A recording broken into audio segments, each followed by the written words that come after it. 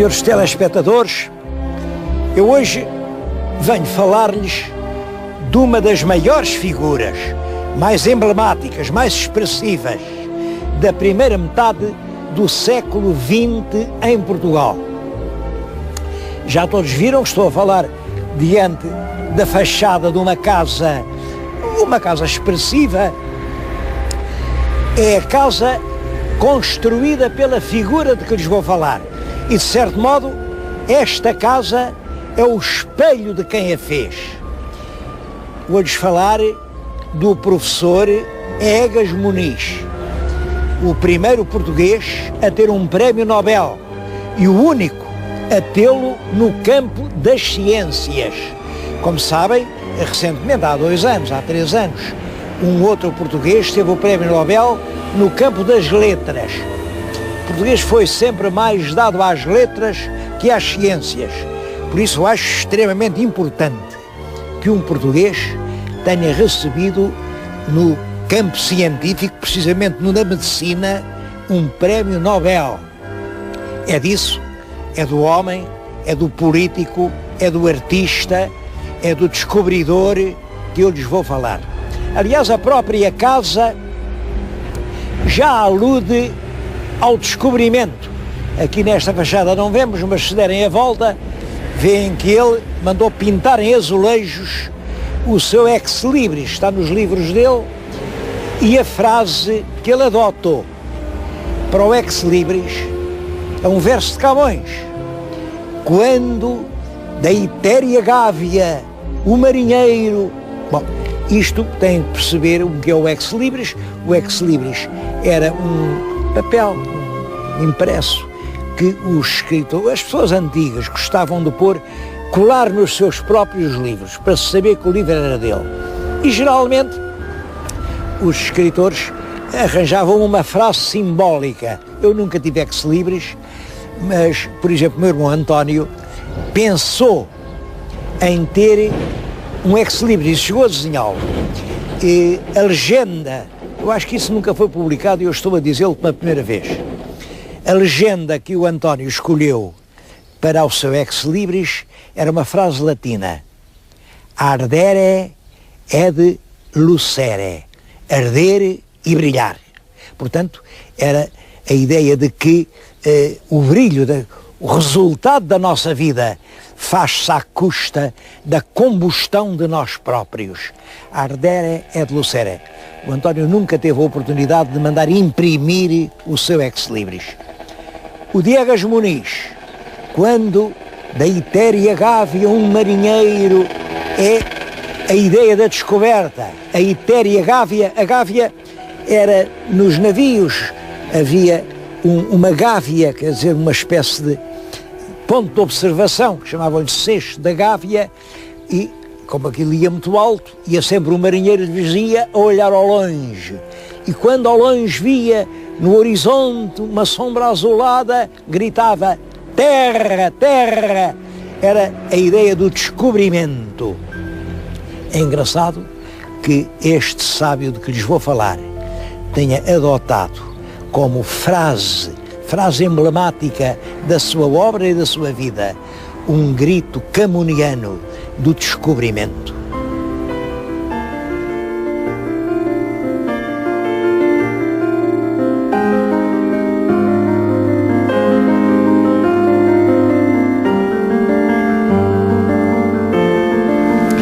Egas Muniz nasceu já no seio da alta burguesia. Está ali o avô dele, era tenente-coronel, está ali o pai dele, era um abastado proprietário, e quem lhe ministrou as primeiras letras, quem o ensinou a ler, quem lhe deu os primeiros rudimentos de latim, foi um tio, foi o padre Caetano. O padre Caetano era Caetano de Rezende, como a família toda era Rezende de Abreu Freire. Mas o padre Caetano tinha a ideia que estes rezendes vinham daquele famoso herói do tempo de Dom Afonso Henriques, do famoso Egas Muniz. E, portanto, é indo ao padre Caetano, quando o sobrinho era novinho, que acrescenta ao nome Egas Muniz. O famoso sábio chamava-se António Caetano de Abreu Freire, Rezende, mas a partir desse momento passa a chamar-se António Caetano de Abreu Freire Egas Muniz. Toda a vida o sábio teve o culto do Egas Muniz.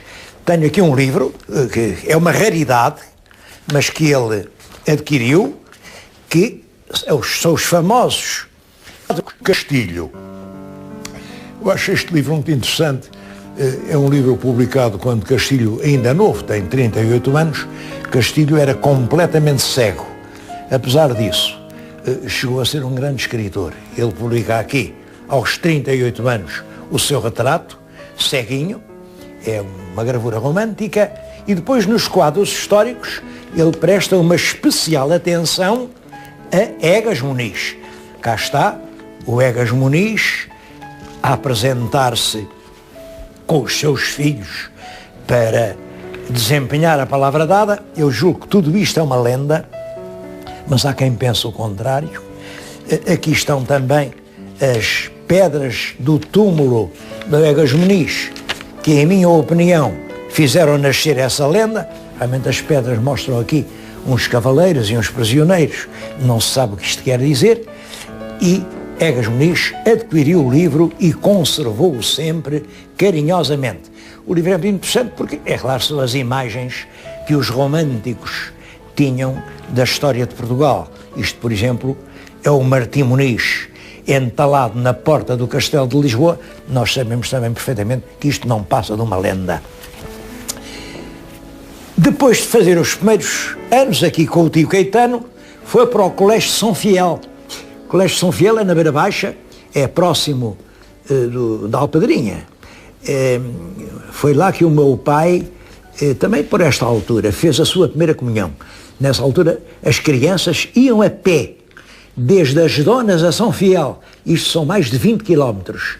Iam a pé, iam ainda da noite, para receber a primeira comunhão e voltavam às suas aldeias. O que é curioso é que Egas Muniz, que vai para lá também no vinho, esteve lá 3 anos, e em 3 anos recebeu 12 medalhas, todas elas de bom comportamento. Não admira, porque ele era realmente um estudante bem comportado. O que é extraordinário é que ele colecionou as 12 medalhas. Colecionou-as e mandou-as emoldurar. E acompanharam-no durante a vida inteira. Egas Muniz colecionava e guardava tudo quando se referia à sua carreira e à sua passagem pela vida. Bom estudante, matricula-se depois em Coimbra, e em Coimbra doutorou-se em medicina.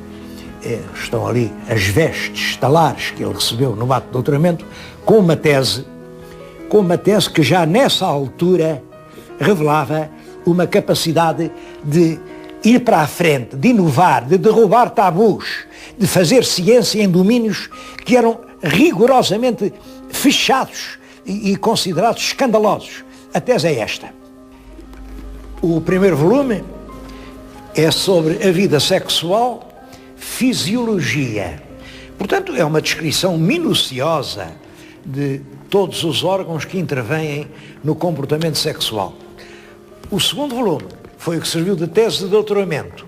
É sobre a vida sexual, patologia. Portanto, sobre tudo o que ele considera desvios, perversões. O livro teve um êxito enorme, que eu conheça, há 19 edições. Como calculam, um livro destes em Portugal há 100 anos, toda a rapaziada queria ler, mas é o primeiro livro em que estes assuntos são encarados de uma forma científica. Quando o Egas Muniz fez o seu doutoramento, já estava numa carreira política, já era mesmo deputado. Ele foi eleito deputado aos 26 anos, aqui pelo Círculo de Sarreja, e deputado pelo Partido Progressista. Como sabem, na monarquia, no fim da monarquia, há 2 grandes partidos. É o Progressista e o Regenerador. No fundo, eles já criam o mesmo, mas, enfim, teoricamente, os progressistas eram mais avançados que os regeneradores. O chefe do Partido Progressista era o conselheiro José Luciano de Castro, e foi ele o padrinho de doutoramento do Egas Muniz. É certo que não pôde ir a Coimbra, nessa altura, mas mandou como seu procurador para o ato do doutoramento um outro membro muito ilustre do Partido Progressista, o José Maria Alpuim. Suponho que é nessa altura que se estabelece a amizade de Egas Muniz pelo José Maria Alpuim. E isso vem a explicar certos aspectos aparentemente contraditórios na vida de Egas Muniz. Egas Muniz, que é sempre um homem pelo centro, pelo equilíbrio. Ele, aliás, foi chefe do Partido Centrista, que ele fundou esse partido. O centrista queria dizer nada de exageros e com toda a razão. Num país de classe média, as posições centristas são as que estão mais de acordo com a mentalidade e a maneira de ver da maioria das populações. Apesar desse seu centrismo, ele aparece implicado na tentativa revolucionária republicana de 28 de janeiro de 1908. É aquela famosa conspiração do elevador, em que eles foram todos presos. Eram republicanos, liderados precisamente pelo Alpuim.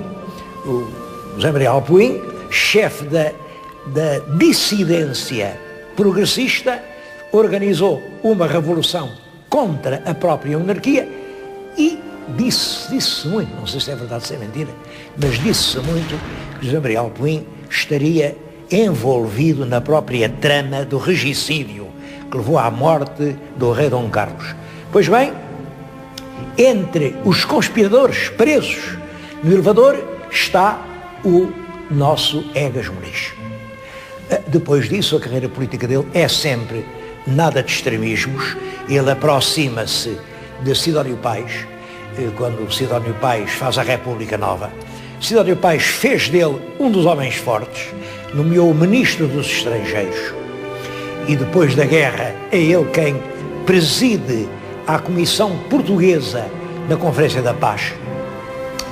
Quando matam o Sidónio, o Egas Muniz é substituído nem mais nem menos que pelo Afonso Costa, que representava uma tendência muito mais radical, claro, do que a do Egas Muniz. E é a partir dessa exoneração que Egas Muniz deixa a política e passa a consagrar-se quase exclusivamente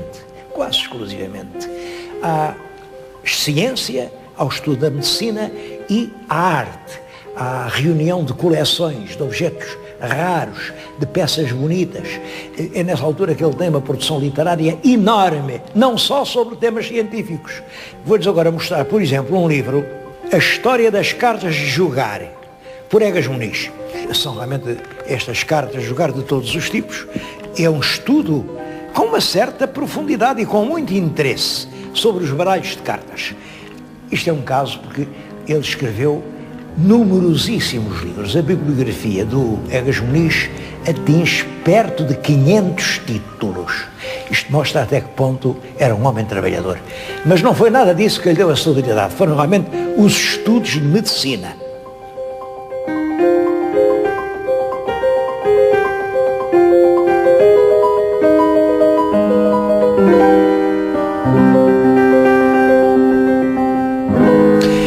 São duas, principalmente, as descobertas de Egas Muniz.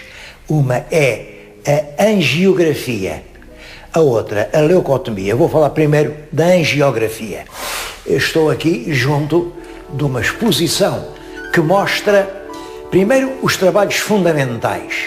Este é um livro que ele publica sobre os tumores cerebrais, este sobre a angiografia cerebral. Isto é a mesma coisa, mas uma edição alemã. Mostra-se ali como é que se via um crânio é tudo opaco, antes dos trabalhos de Egas Muniz. Ele depois experimenta, primeiro em animais, depois em cadáveres, só por último em pessoas, injetar na carótida um líquido. Ele andou a estudar que tipo de líquido seria o melhor, todas essas experiências estão aqui feitas, um líquido que era opaco, quer dizer, a radiografia fixável. E isto mostra aqui um arteriograma, portanto, as artérias feitas já com a injeção do tal líquido, e aqui um flebograma, portanto, as veias venosas já com o tal grama. Isto permite, em todo o corpo, com a tal injeção, ver o sistema venoso, ver os desvios das veias, portanto, localizar os tumores, e isto teve uma aceitação entusiástica por parte da medicina de todo o mundo, e em 1927 Egas Muniz chega a ser proposto para o Prémio Nobel, que lhe não foi concedido. Devo dizer que quando ele faz esta descoberta sensacional, ele tem já 51 anos. Isto é importante porque, quer dizer, não é preciso ser jovem para fazer descobertas, e sobretudo para os professores que chegaram aos 30, aos 40, eu acho que isto é um incentivo.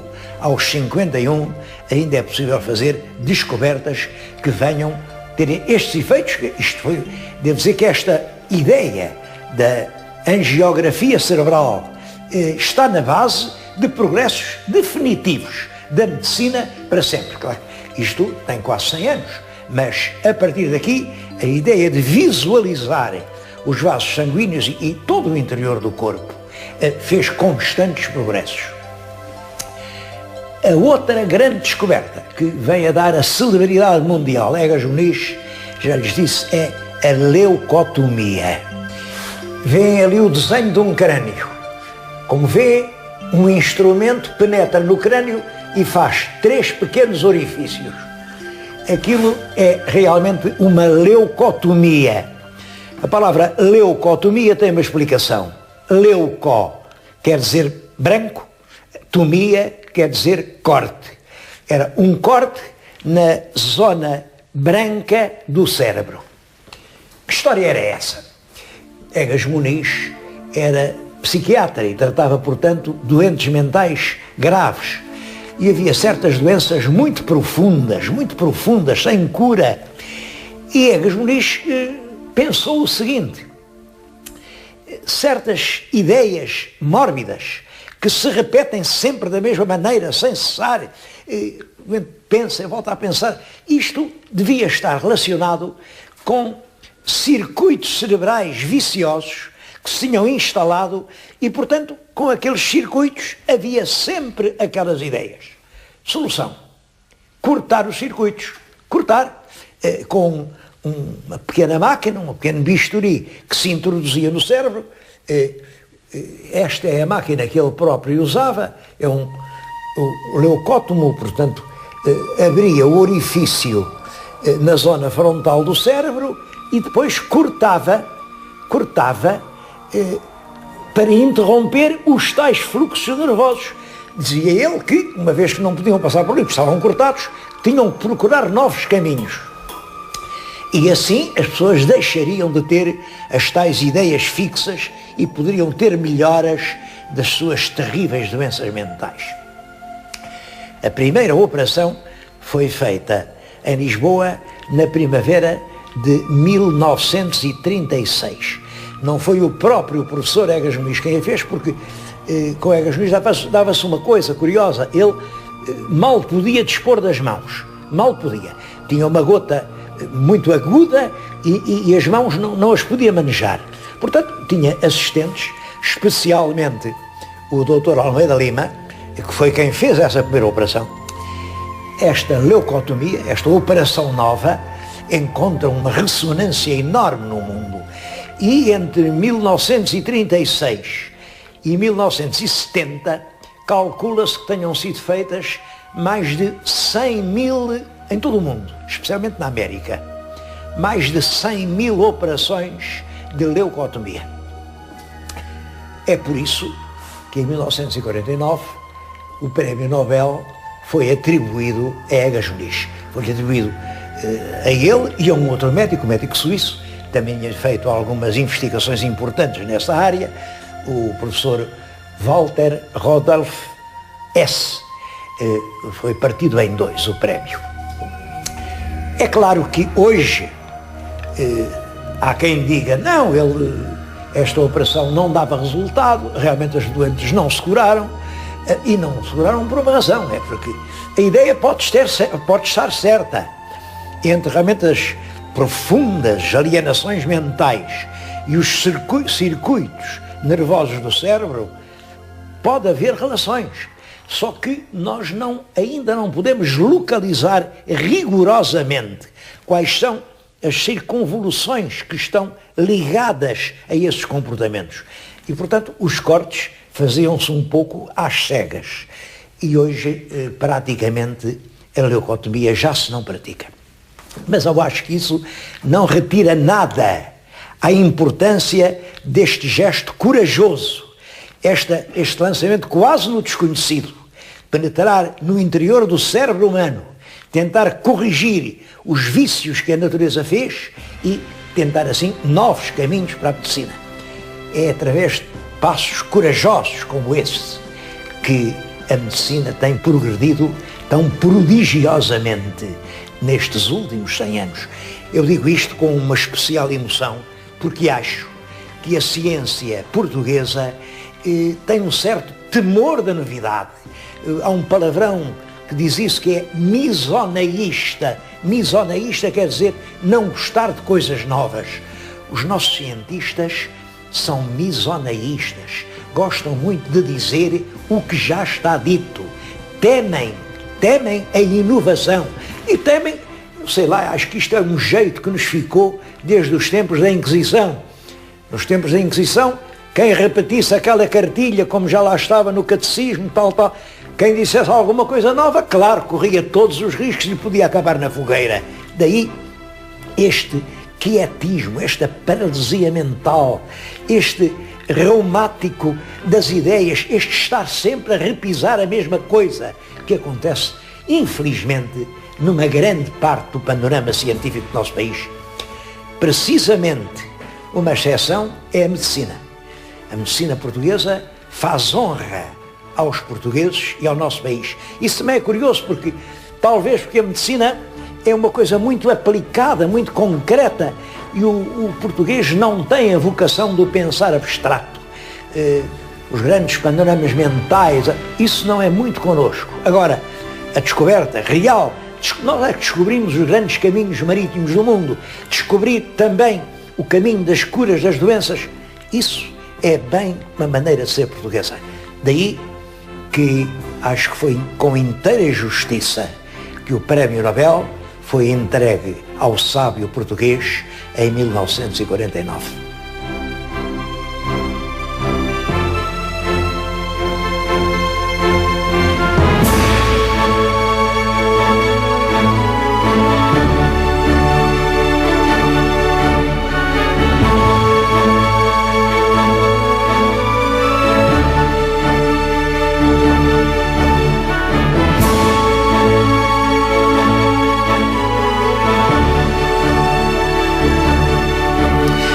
Quando recebeu o Prémio Nobel, Egas Muniz já tinha 76 anos. Tinha uma longa obra publicada. Tudo quanto se vê nesta estante, tudo isto, são trabalhos dele. Entre todos, retirei um livro que se chama A Última Lição.